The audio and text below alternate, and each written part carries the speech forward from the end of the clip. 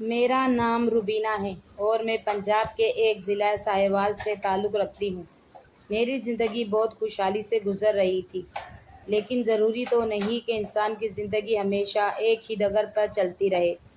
میری زندگی میں بھی کچھ ایسے موڑ آنے والے تھے جن سے میں بے خبر بہت خوشیوں بھری زندگی گزار رہی تھی، لیکن جب میں نے زندگی کا بھیانک چہرہ دیکھا تو مجھ میں جینے کی خواہش تقریباً ختم ہونے کے برابر رہ گئی۔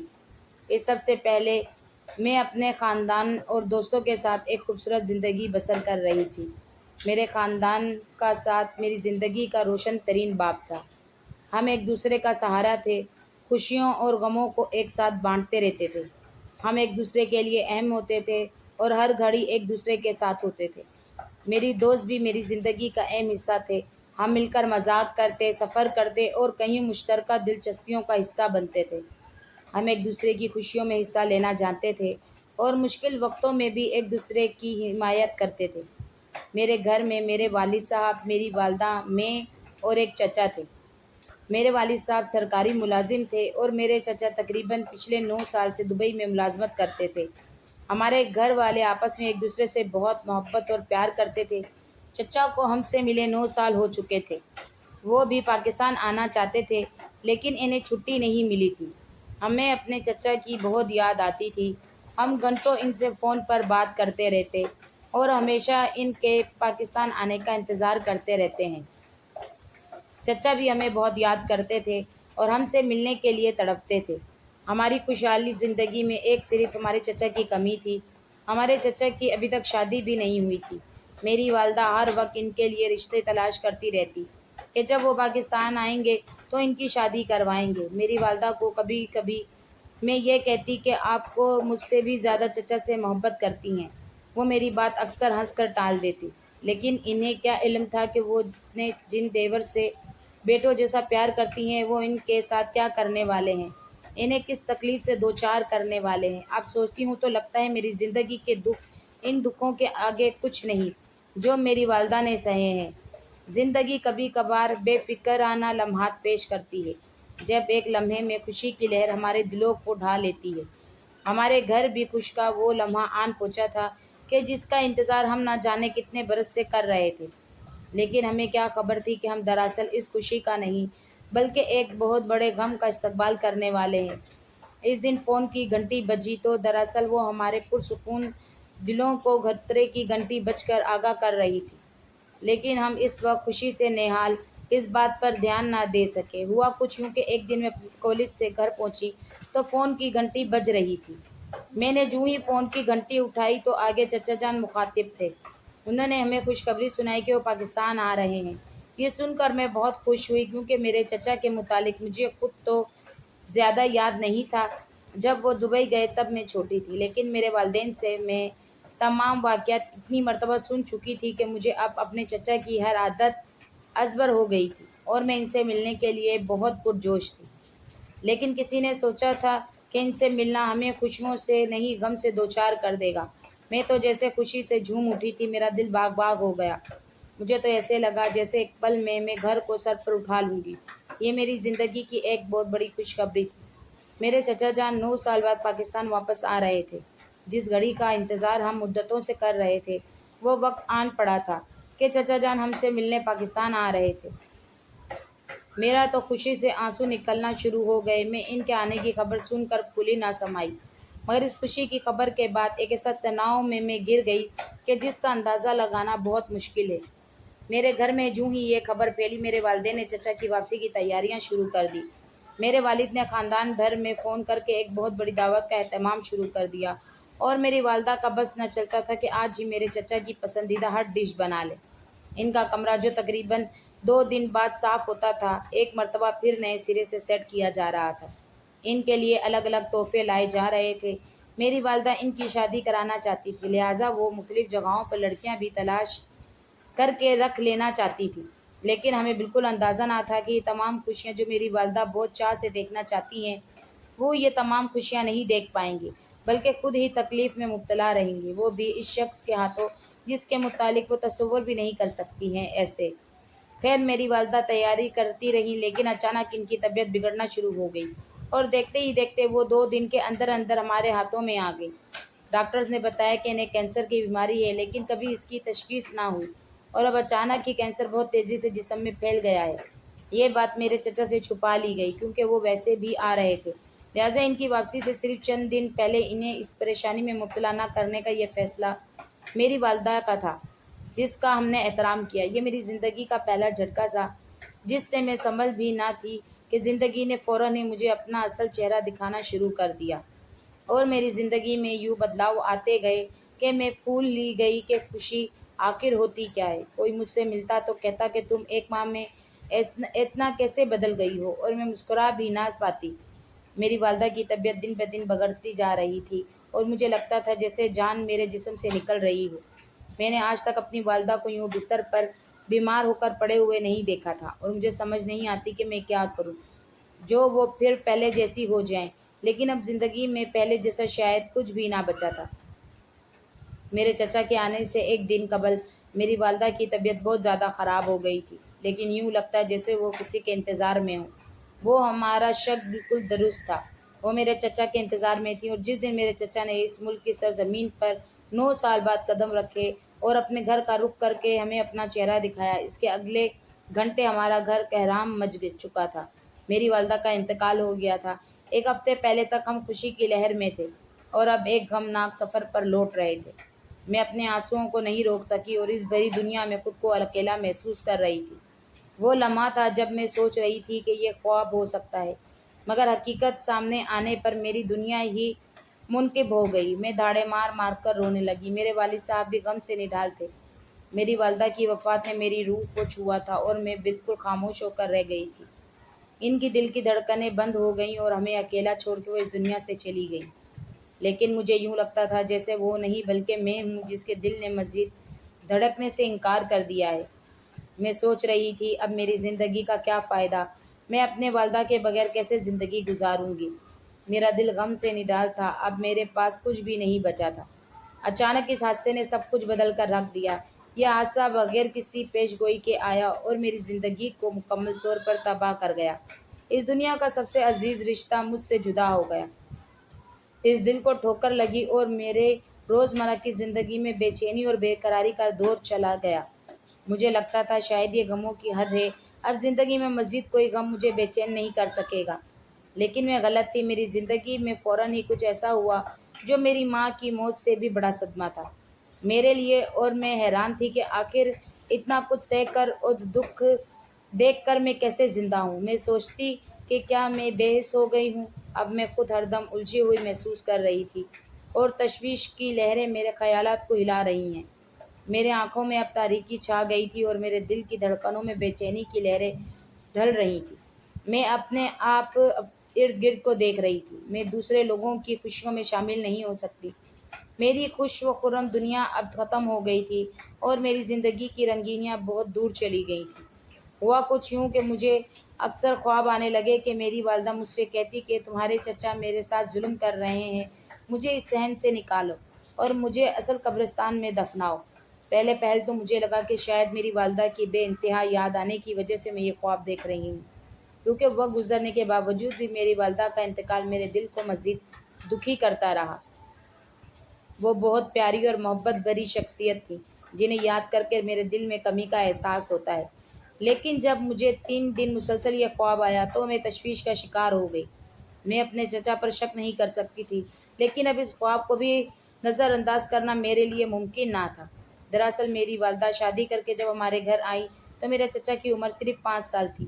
میری دادی اماں اور دادا ابو کا انتقال ہو چکا تھا، چنانچہ میری والدہ نے میرے چچا کو اپنے بچوں کی طرح پالا۔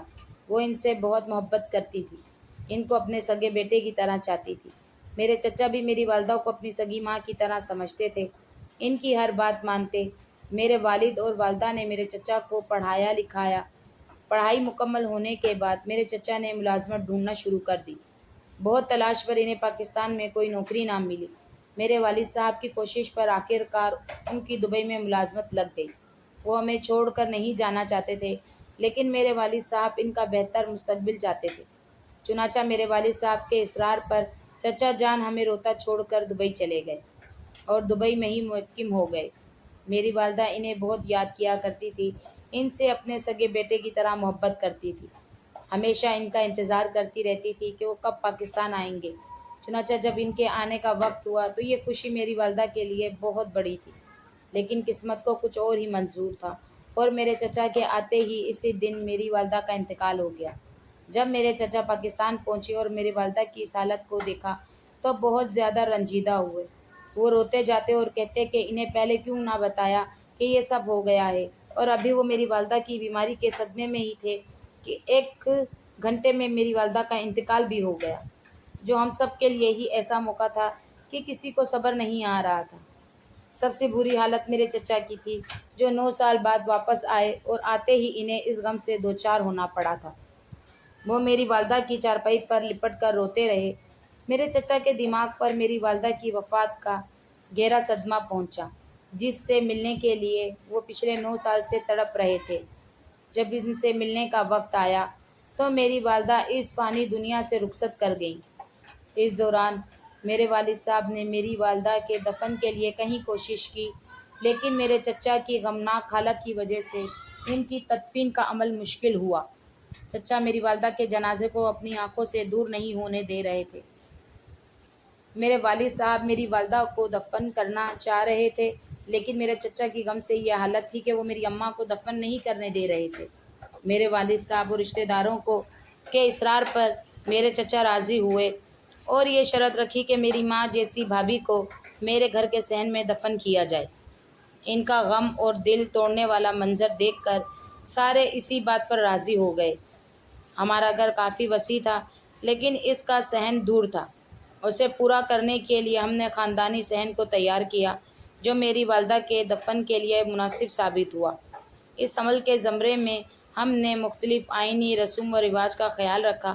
میری والدہ کو برابر عزت دی گئی اور اس کے ساتھ ساتھ وہاں موجود تمام لوگوں کو احساس دلایا گیا کہ ہمیں ایک خاندانی اور محبت بھری جگہ پر اکٹھا کرنے کی توانائی ہے، اور گھر کے اس صحن میں میری والدہ کو دفن کر دیا گیا۔ میرے چچا کی غمگینی کو دیکھ کر میں ان کے درد کو سمجھنے کی کوشش کرتی رہی۔ ان کی حالت نے میرے لیے یہ بات سمجھانا زیادہ آسان بنا دی کہ کبھی کبھی خدمت کرنا اور اپنے عزیز کو قبر کی طرف پہنچانا پیار اور قربانی کی علامت ہوتا ہے۔ ہم یقینی طور پر روزانہ والدہ کی قبر پر دعا کرتے اور فتح خوانی کرتے تھے۔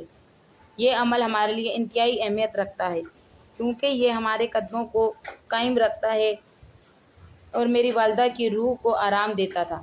لیکن اکثر مجھے ان کی قبر کی اونچائی کم لگتی تو کبھی ان کی قبر کے کسی حصے پر مٹی پچھلے دن سے کم ہوتی، لیکن میں ان باتوں پر اتنا دھیان نہ دیتی، کیونکہ میں تو اپنے ہی غم میں نڈھال تھی۔ میں تو بس اس قبر پر امی کے احسال کے لیے کچھ نہ کچھ پڑھتی رہتی تھی۔ یہ عبادت کا عمل ہمارے دلوں کو پر امید اور شفقت کی سمت میں مروڑتا تھا۔ زندگی کے سفر میں ہمیں کبھی کبھار غیر منتظر وہ واقعات کا سامنا کرنا پڑتا ہے جو ہماری زندگی کو مکمل طور پر تبدیل کر دیتے ہیں۔ ایسے ہی ایک عجیب واقعہ میری زندگی میں واقع ہوا جب میں اس خواب میں ایک بڑی حقیقت تک پہنچی۔ مجھے کئی روز سے وہ خواب پریشان کر رہا تھا، لیکن ان خوابوں میں بات واضح نہ ہوتی بلکہ کوئی اشارہ موجود ہوتا۔ لیکن اس ایک رات گہری نیند میں سوتے ہوئے میرے خوابوں کی دنیا میں ایک ناگہانی سرگرمی پیدا ہوئی۔ میری پیاری والدہ محترمہ خواب میں آئی اور ایک مجھے اہم خبر سنائی۔ انہوں نے کہا کہ تمہارے چچا مجھ پر ظلم کر رہے ہیں، مجھے اس حالت سے نکالو۔ یہ بات سننے کے بعد میرے دل میں ڈر اور پریشانی کی لہر اٹھ گئی۔ سبحان اللہ! خوابوں کا دیکھنا معمولی طور پر ایسا تاثر نہیں کرتا، لیکن یہ خواب میرے دل کو دہشت زدہ کر گیا۔ میں فوراً اٹھی، وضو کیا، تلاوت قرآن پاک کی اور اللہ سے والدہ کی قبر میں حفاظت کی دعا کی۔ مجھے دل کی تسلی حاصل ہوئی اور میں نے امید کی کہ شاید یہ خواب صرف ایک خواب ہو۔ مگر صبح ہوتے ہوتے میں دلیل نہیں بن سکی۔ پورا دن گھبراہٹ اور پریشانی میری روزمرہ کی زندگی کا حصہ بن گیا۔ میرے والد صاحب آدھی کام پر گئے تھے اور میں انہیں خواب کے بارے میں بتانے کا سوچ رہی، مگر میرا دل اتنا خوفزدہ تھا کہ والد صاحب کے کام سے واپسی آنے پر بھی میں انہیں خواب کے بارے میں بتا نہ سکی۔ دوسری رات جب میں سوئی تو اس رات میری والدہ دوبارہ سے میرے خواب میں آئی اور سختی سے مجھے کہا کہ مجھے فوراً یہاں سے نکالو۔ اب میں بہت زیادہ ڈر گئی۔ اب مزید میں اس بات کو اپنے اندر دبا نہیں سکتی تھی۔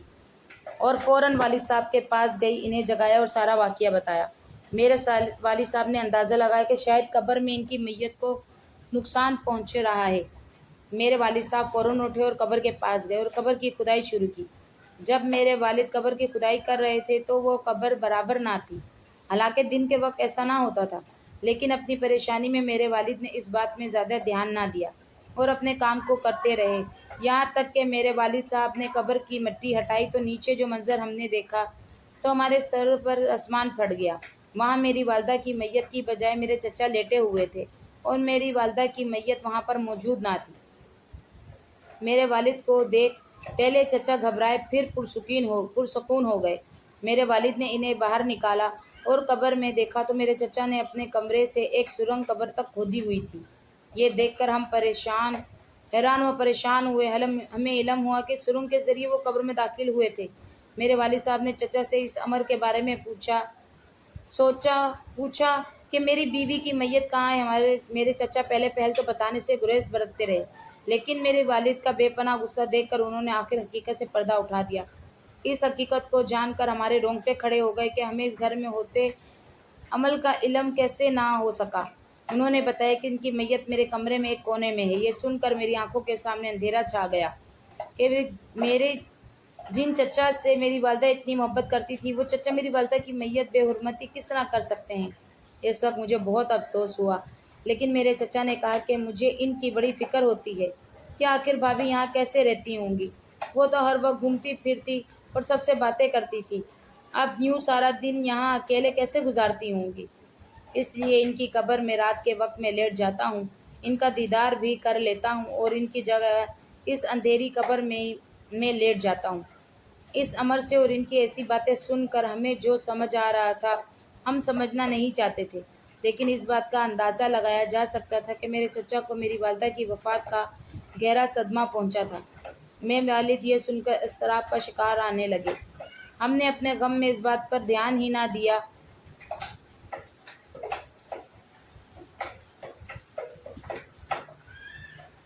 کہ میری والدہ کی موت نے ہمیں جذباتی نقصان پہنچایا ہے، لیکن میرے چچا کو ذہنی صدمہ بھی پہنچا، کیونکہ میت میں یہ بات بہت سے لوگوں کی طرف سے کان میں پڑی کہ میرے چچا کے آتے ہی میری والدہ کا انتقال ہو گیا، اور ان کے آنے کی اطلاع ملتے ہی میری والدہ کے مرض میں اضافہ ہوا۔ ہم اس بات کو نہیں مانتے تھے کیونکہ ہم سب ایک دوسرے سے محبت کرتے، لیکن میرے چچا نے ان باتوں کو دل سے لگا لیا تھا اور اب ایسی حرکت کر رہے تھے جو اگر وہ ذہنی صدمے میں نہ ہوتے تو ہرگز نہ کرتے۔ میرے والد صاحب نے انہیں بڑا سمجھایا کہ بلا شبہ تمہاری ان سے بہت زیادہ محبت ہے، لیکن پھر بھی یہ غلط کام ہے، انہیں اس امر کی تکلیف پہنچتی ہے، اور جو میں نے خواب دیکھے وہ بھی انہیں بتائے اور انہیں بتایا کہ وہ کس تکلیف کی حالت میں خواب میں آئیں۔ انہیں آئندہ ایسا کرنے سے منع کیا اور اللہ تعالیٰ سے معافی مانگنے کا کہا اور کہا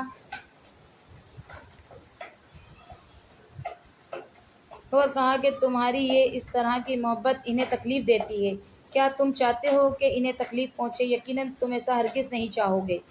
میرے چچا نے فوراً اللہ تعالیٰ سے اپنے اس امر کی معافی مانگی اور میرے والد صاحب کے کہنے پر میت کو بڑے قبرستان میں دفن کر دیا گیا، جہاں میرے چچا روز جاتے اور فاتحہ خوانی کرتے اور ان کے لیے دعا کرتے۔ پھر ایک شب والدہ محترمہ میرے خواب میں آئی اور میری طرف دیکھ کر مسکرائے اور شکرانے کے لہجے میں مجھے دیکھا۔ پھر بہت عرصے تک میرے چچا اپنے اس امر کی اللہ تعالیٰ سے بھی معافی مانگتے اور باقی تمام لوگوں سے بھی معافی مانگتے۔ تب انہیں اس بات کی سمجھ آ گئی کہ ان کی محبت اپنی جگہ، لیکن مرنے کے بعد انہیں دعاؤں کی ضرورت ہوتی ہے۔ ہمارے اس امر سے ان کو تکلیف پہنچتی ہے، چنانچہ ہمیں پتہ چلا کہ موت ایک حقیقت ہے جو ہر حال میں آنی ہی آنی ہے۔ جس کی جتنی زندگی لکھی ہوتی ہے وہ اتنا ہی جیتا ہے۔ قرآن پاک میں بھی ارشاد ہے کہ ہر ذہ روح نے موت کا مزہ چکھنا ہے، چاہے ہمارا کوئی کتنا ہی پیارا کیوں نہ ہو۔ جب اس کی موت لکھی ہوگی تو وہ لازمی اس دنیا سے رخصت کریں گے، ہم لاکھ چاہیں، لیکن ہوگا وہی جو اللہ تعالیٰ چاہے گا۔ یہ دنیاوی محبت دنیا میں ہی رہ جاتی ہے اور مرنے کے بعد اسے دعاؤں اور فاتحہ خوانی کی ضرورت ہوتی ہے۔ میرے چچا کو یہ بات سمجھ آ گئی۔ یوں قبر کی کھدائی ایک جائز عمل نہیں ہے، لہٰذا وہ باز آ گئے، لیکن یہ عمل اتنا آسان بھی نہ تھا، کیونکہ وہ عجیب سے صدمے سے دوچار ہو کر عجیب حرکتیں کرنے لگے تھے اور انہیں واپس زندگی کی طرف لوٹنے اور اس صدمے کو جھیلنے میں کافی وقت لگا تھا، اور انہوں نے پھر مجھ سے اور میرے والد سے معافی بھی مانگی تھی۔ اور میں میرے والد نے معاف کر دیا۔ میرے چچا نے فیصلہ کیا تھا کہ وہ اب ہمیں چھوڑ کر دبئی نہیں جائیں گے، اور وہ ان 9 سال میں اتنا جمع کر چکے تھے کہ یہاں ایک بزنس شروع کرتے، لہٰذا وہ یہاں ہی رہ گئے۔ اور پھر میری امی نے اپنی زندگی میں جن لڑکیوں کو میرے چچا کے رشتے کے لیے دیکھا تھا، انہیں میں سے ایک لڑکی میری چچی بن گئی، اور وہ مجھے بالکل میری ماں کا تو لگتی، جو مجھ سے اپنی اولاد جیسی محبت کرتی تھی۔ مجھے ایسا لگتا تھا میری والدہ واپس آ گئی ہوں۔ میری والدہ کی موت کا صدمہ تو میری زندگی سے کم نہ ہوا، لیکن گھر والوں کی کوششوں سے میں اپنی زندگی میں واپس نارمل ہونے لگی اور خوشیوں بھری زندگی گزارنے لگی۔ لیکن وہ ایک ماں جب اچانک اتنا کچھ ہوا، اور اب بھی جب یاد آتا ہے تو میں لرز کر رہ جاتی ہوں۔ مجھے یقین ہی نہیں آتا کہ میری والدہ اب اس دنیا میں نہیں رہی ہیں، لیکن آخر ان کے لیے دعا کرنے کے علاوہ میں کیا کر سکتی ہوں؟